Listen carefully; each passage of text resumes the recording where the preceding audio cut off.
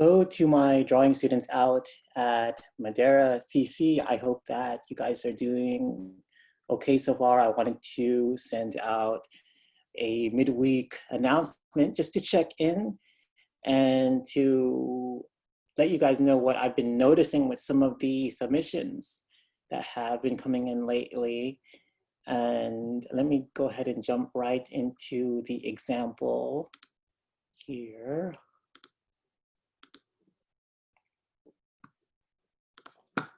So I hope I don't mean to put you on the spot, Jacob, but this is almost exactly what this is a good example of what I'm seeing a lot of when it comes to the student submissions. So I really enjoy what I see here in terms of what you are doing when it comes to rendering the form. I really like the way the picture turned out, some of the shadows here. I like the book. That's rendered very nicely. There are some sections of ambiguity in terms of the object being rendered. I think it's maybe the tube. I'm not really sure what direction you were going with it. I'm not really seeing a character, but despite that, I do like the way the objects are being formed. But the main thing I wanted to point out is the utilization of space. And so we have a large paper here, 18 by 24, but I feel like the drawing itself is probably like half of that. It's just a small rectangle in the middle. And what I mean by that is if I were to count all of the negative space around the oval here, I feel like those don't really contribute to your overall composition. It's just a little bit of value in that it's almost taking away from the objects that are in focus, which is the arrangement of objects here. I feel like part of what contributes to that idea that there isn't really enough going on in the negative space is that there is a line in the very center, and that just makes it feel even more flat. There is a little bit of value on the lower half, but then the top part, since there is no pigment there, part of me feels like it's unfinished, or maybe you were just not really sure how to render that. And so when it comes to drawing, remember that you are in charge of the way the overall picture is going to look. Let's say that you are drawing something and there isn't really anything there. So part of you really wants to copy what you are looking at. This is what we are drawing from observation. I'm getting that, but are you going to limit yourself to what you are seeing, or should you be able to contribute more to make an overall stronger drawing? You want to do the latter. You want to contribute. You want to add on to make the overall space feel a little bit more fulfilling. And so how do we do that? First of all is we eliminate the unnecessary negative space. And what's interesting, Jacob, is that you actually did this in your initial sketch, but when you shifted over to the larger paper pad, it seems like you zoomed out a little bit. And so I just cropped your original picture like this, just so that you guys can see how it appears without the extra negative space. So now with a composition like this, I feel like just to eliminate some of these outer edges where it's basically a repetition of something that's already there. Now I can focus more on what you intend to bring forward, these objects here. And so I hope that makes sense. I'm kind of jumbling around with my words right now. I should have planned out what I was going to say. But anyhow, try to utilize the space. If there is just nothing there, I would suggest adding pigment. Even if it is, even if you don't see that you don't see some darker values behind the foreground, you don't really see darker values in the negative space, you know what? Add it, because that's going to contribute to your drawing.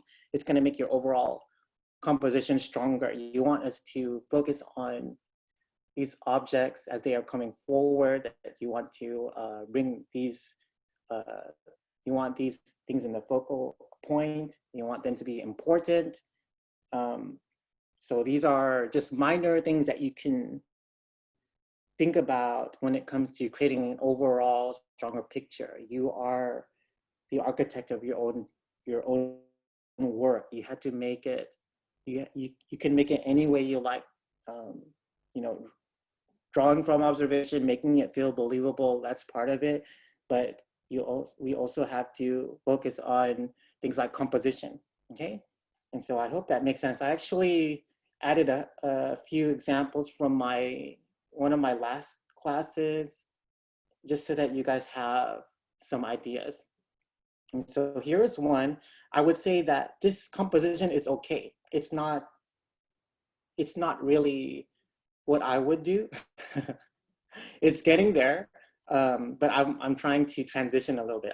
I'm going from, you know, from say a normal point of view to a little bit more of a focused point of view. So my student here, George, and he is so good. He's one of my most talented students. If you guys ever meet him, he's a really nice guy too. He's a student at Madeira as well. One of the things that I really enjoy in terms of his drawing is he uses hatching a lot. So you guys were introduced to an exercise like that. Remember that everything that we do in class can carry over to the next project. You know, incorporate gesturing, incorporate hatching. What else?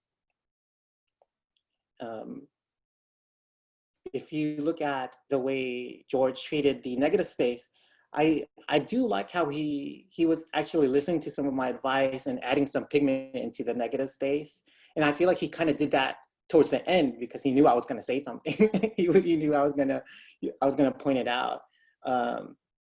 And so what he could have done ahead of time is to crop the image so that he can focus on just a few parts that can make an overall stronger composition. Okay, so all of this is very nice, except, you know, we are looking at some asymmetry here, which is fine. It's just these lighter areas are a little bit too strong to make the overall drawing feel a little bit balanced. But yes, George he's so talented. He's, you know, shout outs to him. He's I believe that he's doing something that that's helping our country right now. Yeah, he's in the reserve, and he had to take a semester off because of that. Anyhow, let me go to a next composition where the student focused a little bit more on the overall composition. And this is what I am trying to get students to do, is really to crop some of the unnecessary negative space. So here, the student, Annette, she also is a student at Madeira CC. Her work is very strong. I think this is one of the earlier still lifes that we did in class.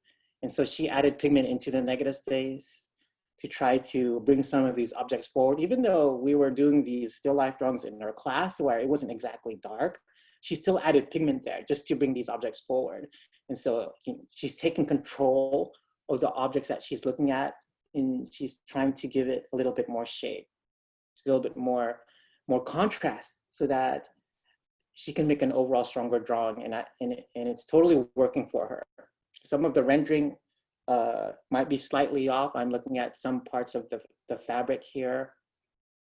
Right here, this right here, there's definitely some flatness, but I think overall, I like how balanced this overall picture feels.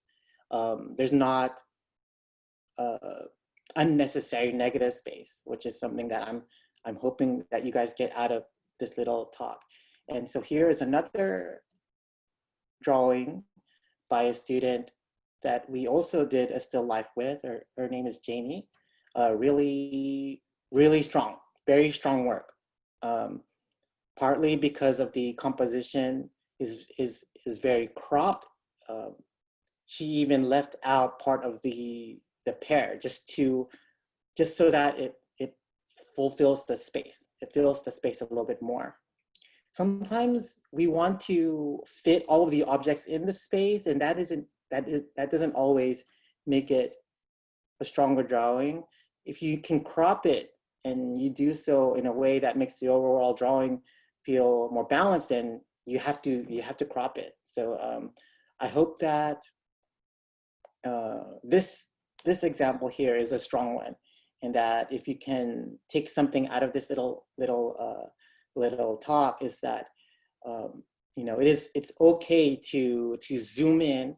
It's okay to add pigment to the negative space, even though you don't always see that those values there. You want to be in charge of your drawings. You want to make your art.